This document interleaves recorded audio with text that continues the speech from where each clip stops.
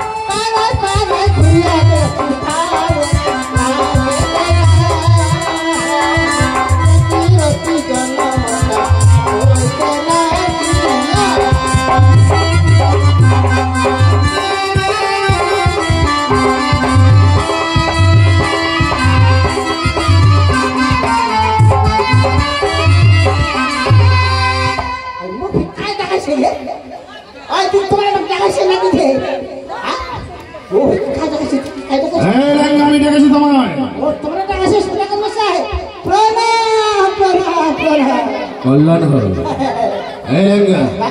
এটা আবার কেমন প্রণাম হলো?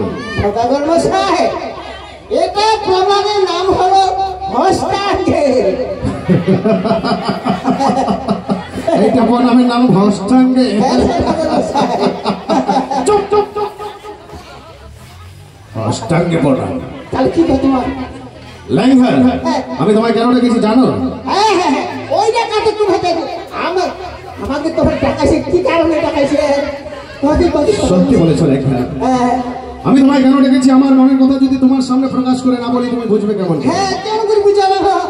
তাই বলছি ল্যাংঘা। আচ্ছা কদি, তুমি তো জানো 6 পুত্রকে হারিয়ে শতপুত্র সমতুল্য সপ্তম পুত্র লক্ষ্মীধরকে পেয়ে আমি বড়ই আনন্দে আছি। আমার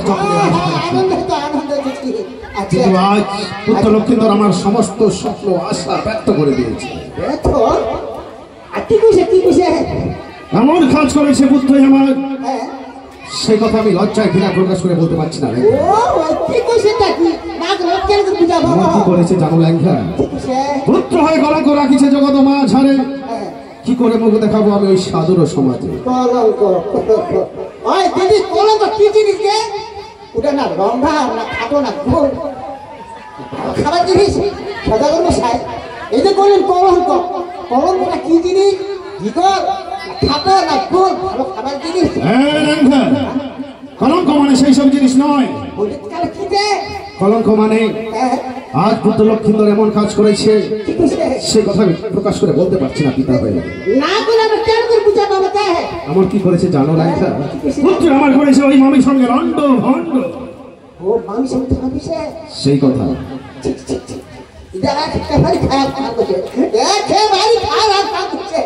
আরে ছুয়া এতে তুই মানুষ খাই অনেক হয়ে গেছি।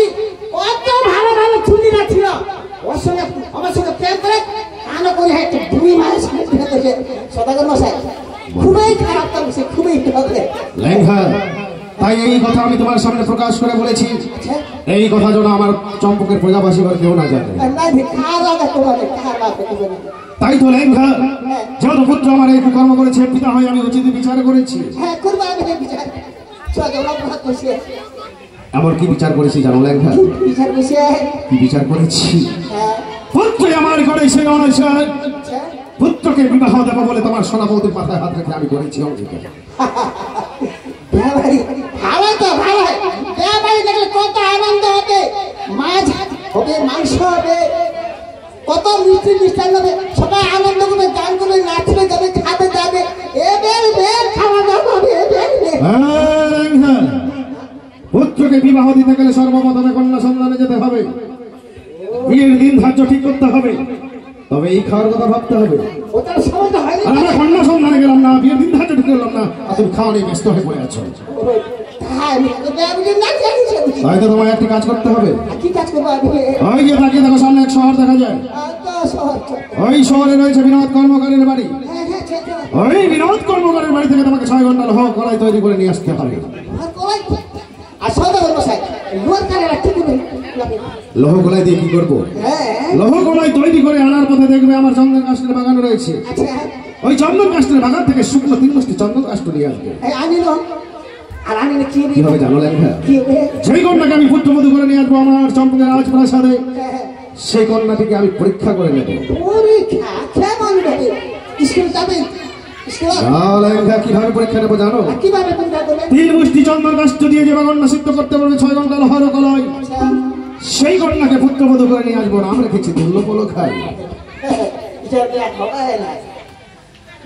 একদম হবে না, সদাগরের মাথাটা ঠিক দিয়েছে। সদাগর মশাই আজকাল তো মানে বেছলা মানে এই মোটর কালিলা ভালো করে শিখতে পারে না, আধা শিখে কথা আধা শিখে, আর লোয়ার কালা শিখে তোর হবে না। দেখা কেন হবে না লেঙ্গা? কেন করি লোয়ার কালা শিখে সিদ্ধ হয়? সিদ্ধ হয় কেন করে সিদ্ধ দেয় লেঙ্গা? তুমি হয়তো জানো না যে কন্যা হবে শিবের গৌরী, সিদ্ধ করিবে লোহার গলায় কতটুকু লাগাবে দেবে। ভাই তো বলি লেঙ্গা বিলম্ব নাই করো আমার রাজপ্রাসাদে, অতি শীঘ্রই ছুটে যাও তুমি বিনোদ কর্মকারের গৃহে। ঠিক আছে, আমরা যাবো বসো, আমরা এই এই মুতিতে মুতিতে এই লেঙ্গা এই মুহূর্তে এই মুহূর্তে থাকেনি খালি না, তোমার মুখে কেন থাকছে না? এই তো লেঙ্গাকে পাঠিয়ে দিলাম লোহ কড়াই তৈরি করে নিয়ে আসতে, দেখি কতক্ষণে আসে। আমি কোনো কাল অপেক্ষা করে দেখি।